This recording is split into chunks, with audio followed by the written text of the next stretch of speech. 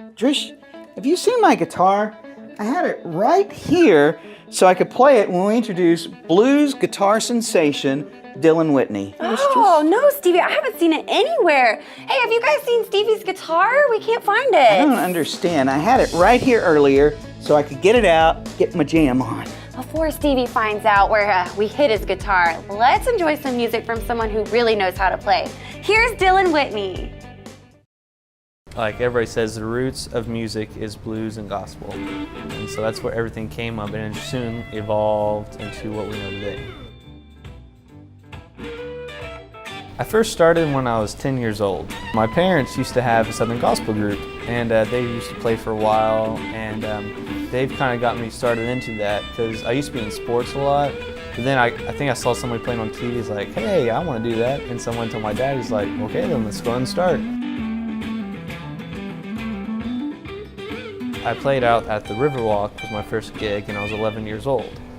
And so that's where I played at. It was lots of fun.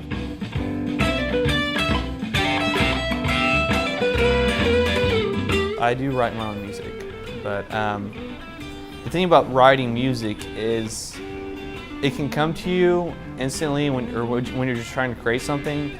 But most of the time when creating music happens for me, it's just in the middle of nowhere. Like I'll be driving like, oh, well that's cool. So I'll grab my phone and say, okay, this is so-and-so for a song and look at it later. And so that's what I'll do. So, because what happens is if you don't write it down or voice record it, you'll lose it and you'll be so frustrated that you can't remember it. And so you're hitting your head on a wall.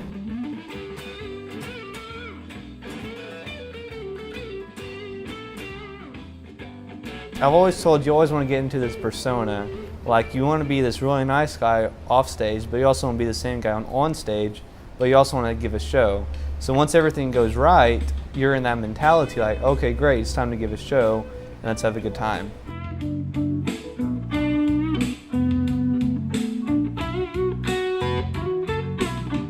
What you want to do when you're first getting out there is to go out and try to play anywhere you can, like a festival, and then people will say, hey, you're really good, or they'll start talking to you and they'll give you advice on what to do.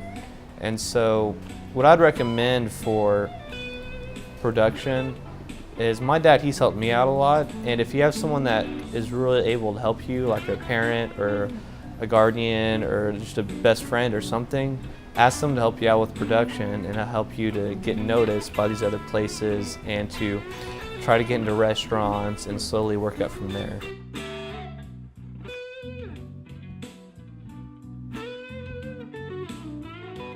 One of the first people, there's actually several people, one of the guys, he's not from here, his name is Joe Louis Walker, and I played with him down at the Bixby Barbecue and Blues Festival several years ago.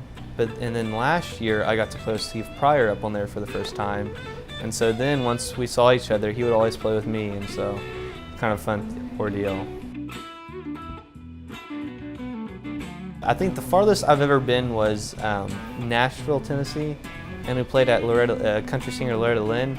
We played down at her ranch, like I think 4 years ago. I don't think my math's right on that, but we played down there, and then we also played at B.B. King's on Beale Street in Memphis. And that was a very fun gig. We played there this past January and then last year.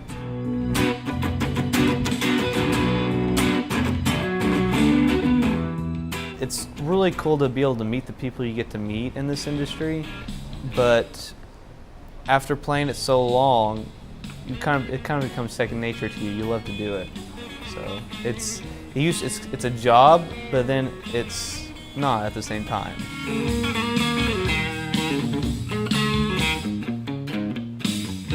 It's a question for everyone, I should say, because music is around everyone, but certain people it comes naturally to. And music is more not a hobby or a job, but more a part of yourself. Is that it's inside of you and it's a talent.